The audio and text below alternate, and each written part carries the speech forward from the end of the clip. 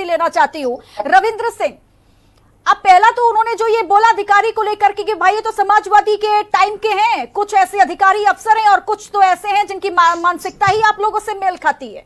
दिक्कत तो उनकी है ही नहीं, इतने अयोग्य हैं ये लोग। हाँ। भारतीय जनता पार्टी वाले कि 7 साल में स्क्रूटनी नहीं कर पाए कि समाजवादी पार्टी मानसिकता का कौन है और वह कौन सा तरीका है जिससे यह पता लगाया जा सके समाजवादी पार्टी की मानसिकता का।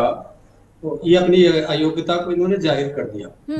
दूसरा विषय है सीएम योगी जो खुद में ये भस्मासुर है भारतीय जनता पार्टी की। उसका कारण भी है कि जिस बैकग्राउंड से आते हैं श्री गोरक्षपीठ से, तो श्री गोरक्षपीठ आरएसएस, जनसंघ और भारतीय जनता पार्टी विरोधी रही है।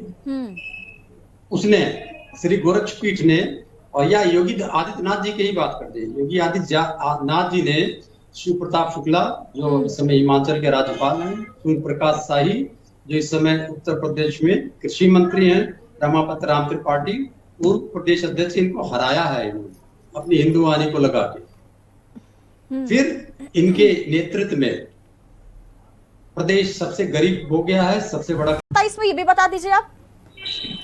बहुत प्रसन्नता हुई सुनके कि भारतीय जनता पार्टी के प्रवक्ता ने मीडिया पे प्रश्न उठाया, अच्छा लगा सुनके। अब आते हैं कि आपने जो प्रश्न पूछा उसका जवाब दे देता।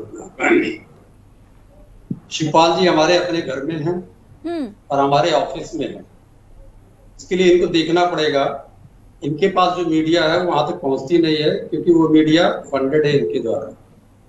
अब आते हैं हमारे में प्रश्न उठा रहे, जरा आपने पे सुन ले। जनसंघ के फाउंडर प्रोफेसर बलराज माधव, फिर जिनके नाम पे ये अपनी बहुत सारी योजनाएं चलाते हैं, दीनदयाल उपाध्याय जी, नानाजी देशमुख, गोविंदाचार्य जी, कल्याण सिंह जी, मुरली मनोहर, उमा भारती जी, मुरली मनोहर जोशी जी, अडवाणी जी, ये पार्टी है जो अपने को खाती रहती है। तो हमसे प्रश्न पूछेंगे, हम तो एक पुस्त रही, दूसरी पुस्त रही, तीसरे पुस्त को भी टिकट देते हैं और देंगे। आप तो जिस आपके यहाँ तो जो पनपा है उसी को आप खा गए। हमसे क्या प्रश्न पूछेंगे? मैं उसको एक चीज जरा पूरा कर दूं। मैं एक चीज जरा पूरा कर दूं। मैंने कहा था योगी आदित्यनाथ ने प्रशासनिक तौर पे उत्तर प्रदेश को गलती की है कि इसको मुख्यमंत्री बना करके, ऐसा तो औरंगजेबी पुत्र किसी को न दे। मुलायम सिंह जी ने स्वयं स्वीकार कर ली, मैंने बहुत बड़ी गलती की, उसको मुख्यमंत्री बना करके। लोगों को सिखाया क्या जाता है? अरे औरंगजेबी मानसिकता के लोगों से हम क्या सीखते हैं? ऐसा उन्होंने कपूत पैदा कर दिया, मुलायम सिंह जी को पछतावा हो गया। ऐसे को मैंने कपूत को मैंने मुख्यमंत्री बना दिया, मुझे मर्यादा किया दिया, मेरे जीते जी मेरी बात किया जाए। नहीं, बदतमीजी औरंगजेबी मानसिकता नहीं चाहिए, औरंगजेबी सिखाया जाता है नहीं चाहिए हमें। अरे रविंद्र जी, अब आप मेरे सवाल का जवाब भी नहीं दे रहे हैं सर, इधर उधर की बात तो अब आप भी कर रहे हैं। शिवपाल यादव 2027 में चुनाव क्यों नहीं लड़ेंगे ये बताइए ना। ये चाचा जी का निर्णय है, चाचा जी ने निर्णय लिया है। और ये चाचा जी ने निर्णय लिया है कि अखिलेश यादव ने कह दिया है? नहीं, चाचा जी ने निर्णय लिया है। और चाचा जी को निर्णय लेके हम लोग एमपी का चुनाव लड़ा रहे थे। चाचा जी ने कहा हम नहीं लड़ेंगे, हम लोग उनके साथ भी रहे।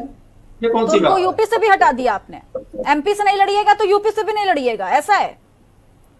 अभी तो चुनाव 27 में है जब हम सरकार बनाएंगे। हाँ।